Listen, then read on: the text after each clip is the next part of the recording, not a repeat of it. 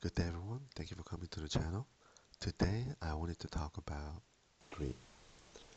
3 I think is a very critical information in our world because everything in this world is about 3. For example, you have breakfast, lunch and dinner.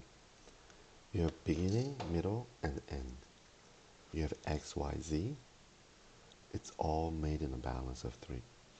So King Sejong took this idea as well and he applied it to the writing. And as I had shown on the last video, father, mother, and a person. So father is the infinite creator. That's why it's represented in a circle.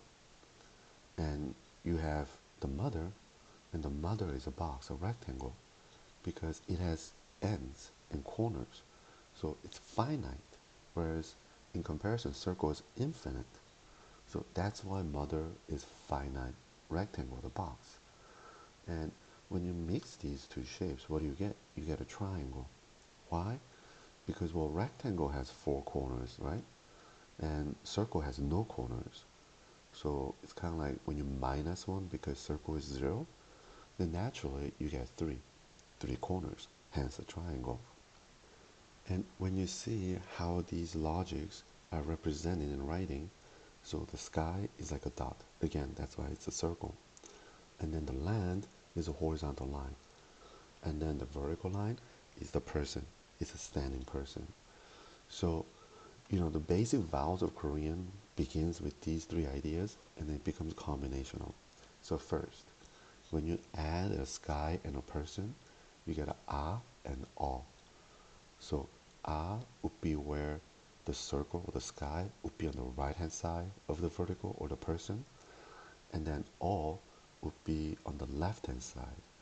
Now, interestingly, a lot of cultures don't have all pronunciation or a word for all. I mean, in English, you could write it like U and H, but it's 2 different letters together. It's not a singular letter. In Chinese, too, there is no all or y'all pronunciation.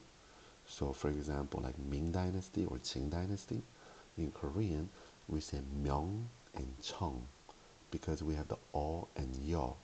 But in Mandarin, they don't have it, so they just unify everything under ing. So that's why it's Ming and Qing. And from there, the next one would be the sky and the land combination. So you have the land, the horizontal line, and when you have a dot on top, that's the O. And then when you have a dot on the bottom, that's the U.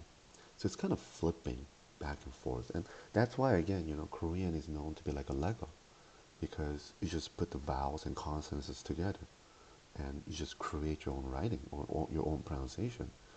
So as I had mentioned in the previous video, like Korean with the 24 characters makes about 11,000 sounds, but in actual usage we don't use them all. It's just what's hypothetically possible. So there might be pronunciation or sounds that we don't have in our language, but other cultures may have it. Then they could represent that sound using the Korean alphabets. So languages like Spanish or Vietnamese, when you have all these dots, lines, and these signs around the alphabet because English alphabet cannot pronounce it, so they need to make those symbols to let you know how it's supposed to sound like. Yeah, these languages and cultures, they can definitely use Korean alphabet to represent the pronunciation in singular writing instead of lines and dots everywhere. And again, that's why I think it's so powerful and the easiest writing system in the world. And lastly, you have a person and the land. And these two are standalones, but also they can be combined to make different vowels. So there are about 10 main vowels that can be formed with this. 아야, 어여, 오요, 우유, 으이. And from there, you can combine these vowels and make new vowels. You have the ah sound, and when you add the vertical line, which is a person, so that's ah and e. And when you combine them, we pronounce it as e. So basically, it's that I is said really, really fast. And when you do that, it becomes e. That's the logic. One interesting thing here I gotta note is that in Japanese, the way to say love is I. And in Korean, it's e. And in Mandarin, it's also I. Like Japanese, 愛してます. aishitemasu. Or in Mandarin, waini. So it's the same pronunciation in both Japanese and Mandarin.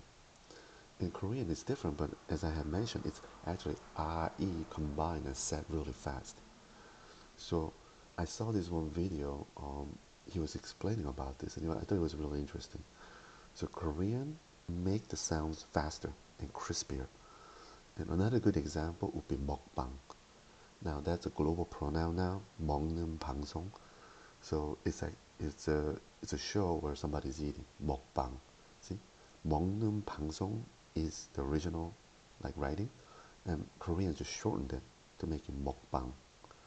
Whereas like in Mandarin, like they like to make it bigger, so they like to like not shorten it, make it like expand, and that's why something that's written as e, which is a combination of I, is pronounced as I, because it's been like elongated, it's been taken out.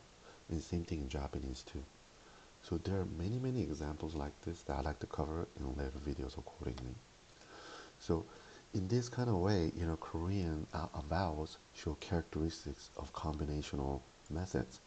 And it goes on and on with all these different vowel sounds that are created with the combination of the base 10 sounds. And they have what they describe it as positive and negative. So for example, like a, ya, o, yo would be positive sounds. It would be kind of brighter sounds. And then in comparison, o, yo, u, you, that would be considered as negative sound. I guess the reason why is that like ah, ya, o, yo, it makes your mouth like spread and bigger, and the sound comes out in front of you. And then o, yo, u, you, it makes the back of the mouth together, and then it resonates inside. So that's that kind of positive and negative relationship. And some of the example of the positive sound and the negative sound is interesting. So for example, like pasak, pasak, and pusok, pusok. So pasak is kind of sound of something crunchy, like when you're eating like chips. And pusok, pusok is more like a feeling of like you're scraping dried skin off of your legs or your body. And another good one to show is mallang, mallang, and mulong, mulong. So both are kind of like soft, but like mulong, like mulkong, kind of like mulong is like a feeling of like water in a balloon, kind of soft. And malang malang is like kind of like a soft, like mochi kind of feeling. So it's similar but different, and it's separated based on positive or negative like this, with how the vowels are shaped.